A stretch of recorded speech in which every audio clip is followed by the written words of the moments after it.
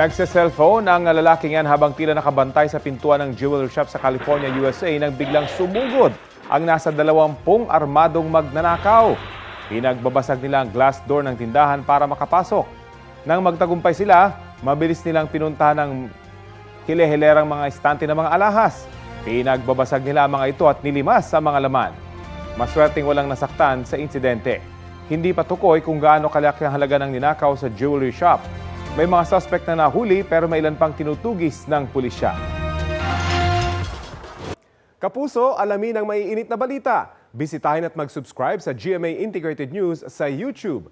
Sa mga kapuso abroad, samahan nyo kami sa GMA Pinoy TV at sa www.gmanews.tv.